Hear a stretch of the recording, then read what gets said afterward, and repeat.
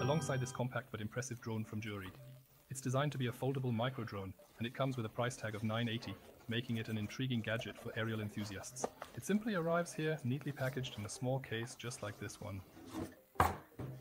And today we simply want to take a brief, rough look at things here. We once had a fully functional remote control, as you can clearly see here in this image. Here is the complete labeling for that, prior to a coordination and so on and so forth. An act to rise up, key action, and switch things around. Self-explanatory. Theoretically, we can then securely clamp our phone on top of this sturdy surface. We also have the option to expand on this if it doesn't fit.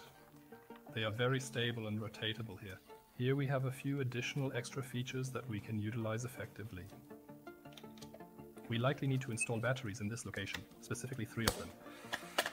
You can manage all of that too. And the drone is sitting here on the other side.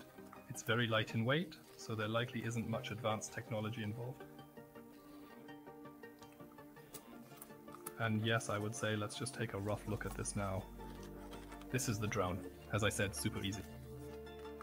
It gets carefully unfolded here, then it is turned on, and only then can we truly get started with our activities.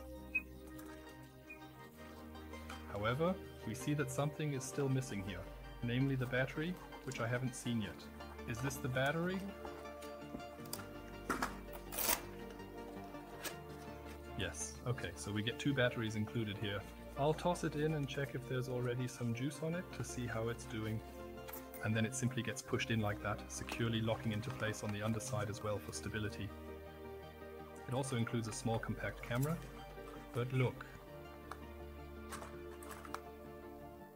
Okay, there's Stromdorf right there.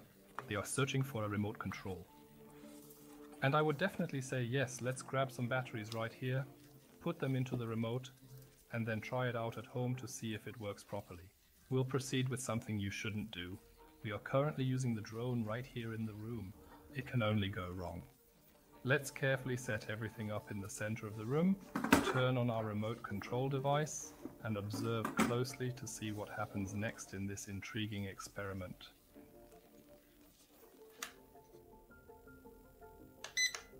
I would say that this means everything is interconnected now, and we're simply going to give it a try and take off quietly and discreetly.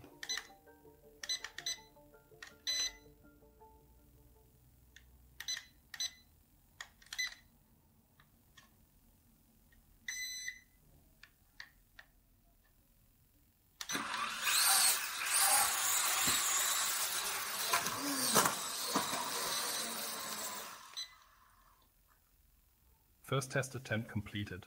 That wasn't optimal yet. Let's try the whole thing again.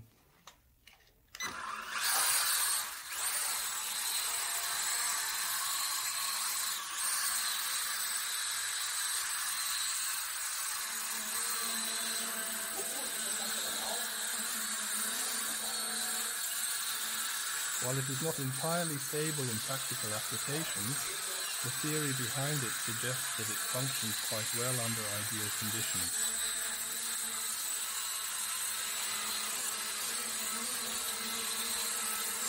And we can see I can manage quite well here on the spot.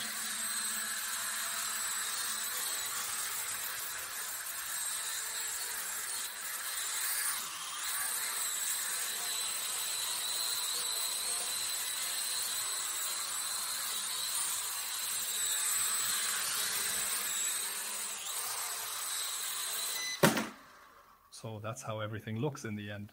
With the landing process, it can be a bit tricky and challenging at times, but overall it's a relatively simple thing to accomplish.